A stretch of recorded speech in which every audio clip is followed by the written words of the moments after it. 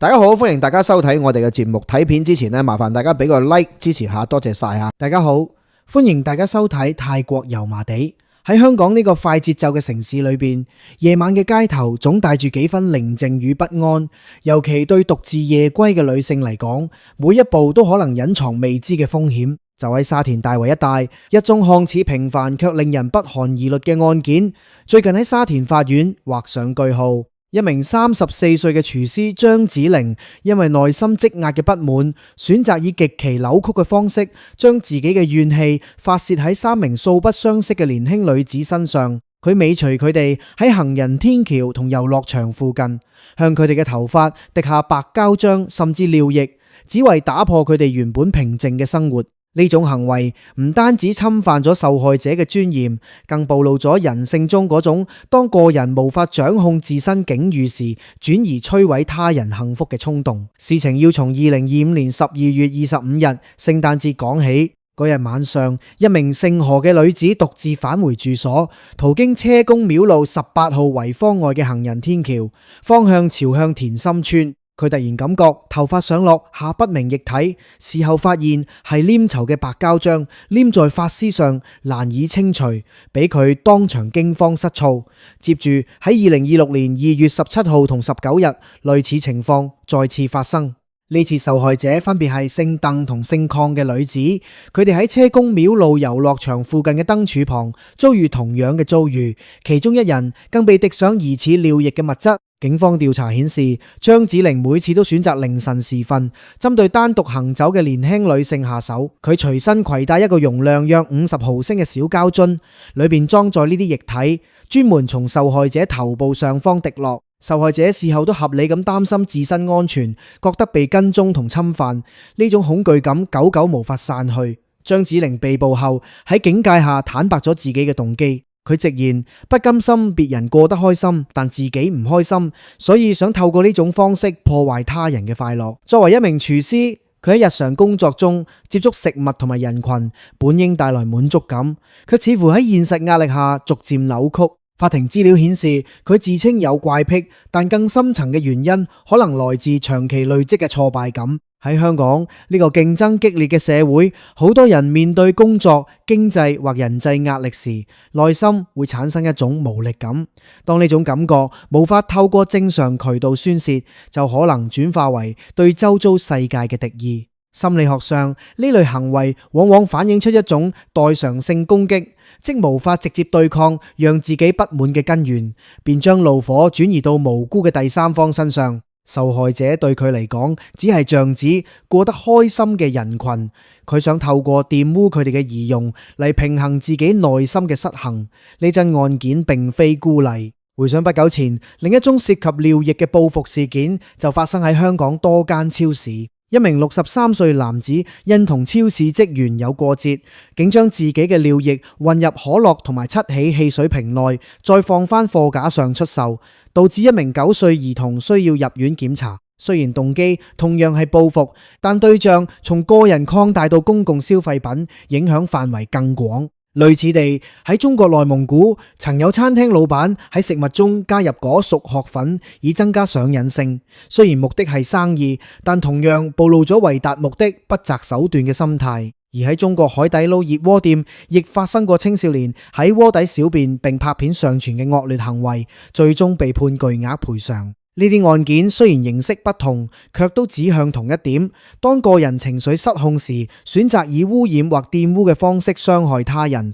背後往往係對自身生活不滿嘅投射。佢哋唔係直接衝突，而係用隱蔽、卑劣嘅手段，試圖讓受害者感受到同樣嘅噁心同無助。深入分析張子玲嘅心理，我哋可以睇到人性中一種普遍卻危險嘅傾向。當一個人長期處於不如意嘅狀態，例如工作重複、收入不穩或者人際關係疏離，就容易產生點解別人可以快樂而我唔得嘅比較心態。呢個唔係單純嘅嫉妒，而係混合咗自卑、無力與怨恨嘅情緒。心理專家指出，呢類人往往喺童年或者成長過程中經歷過被忽視或挫敗，成年後若未能建立健康嘅應對機制，就會將內心嘅空虛轉化為對外部世界嘅破壞欲。佢哋選擇夜歸女子作為目標，或許因為呢啲女性代表咗自由與美好，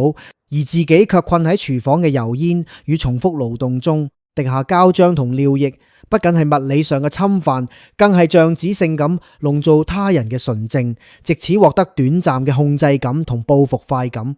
呢種行為睇似隨機，實則係內心長期壓抑嘅爆發，反映咗現代都市人面對孤獨與壓力時嘅脆弱一面。香港作為國際大都會，夜間女性安全一直係社會關注嘅焦點。唔少女士習慣在返家途中提高警覺，避開偏僻路段，使用手機分享位置或結伴同行。但好似張子玲咁樣嘅案件，提醒我哋，即使喺看似安全嘅住宅區、天橋同埋遊樂場，亦可能成為隱患。警方喺調查中迅速鎖定嫌疑人，先後2度拘捕佢。首次保釋後，佢竟再次犯案。呢個亦都顯示監管機制需更嚴謹。沙田法院處理主任裁判官鄭紀航喺判決時判處張子玲3項普通襲擊罪，監禁3個月，但准予緩刑3年，強調希望藉此起到警惕作用，讓佢反思並唔再重蹈覆轍。雖然判刑相對輕，但法庭考慮到佢承認控罪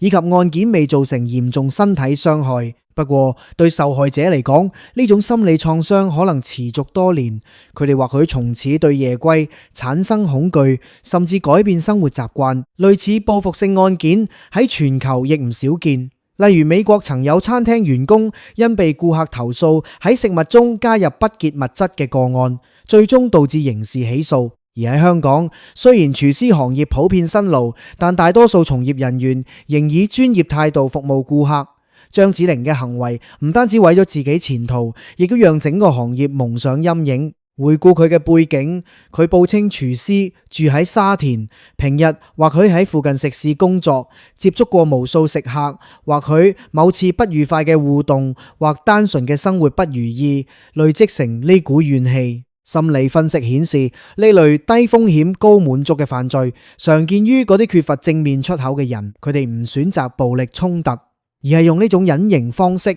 享受受害者事後嘅慌張同厭惡，仿佛以此證明我亦都能影響你哋嘅生活。更廣泛嚟講，呢一宗案件折射出香港社會嘅深層壓力，樓價高企、工作節奏快、社交孤立等問題，讓唔少中年人士感到前路茫茫。當正面情緒無法維持，就容易滑向負面循環。張子玲選擇喺聖誕節同2月連續作案，或許正值節日氣氛濃厚之時，佢更感受到自身嘅孤獨。呢種破壞他人快樂嘅衝動，其實係內心極度空虛嘅表現。佢唔係針對特定人士，而係隨機挑選，顯示佢嘅怨恨已泛化到成個社會。心理學家常提到，人類喺挫敗時會尋找替罪羊，透過小規模破壞嚟釋放壓力。但呢個往往只帶嚟短暫解脫，長期只會加深自我厭惡。喺處理呢類案件時，執法機關同社會都需要更全面嘅應對。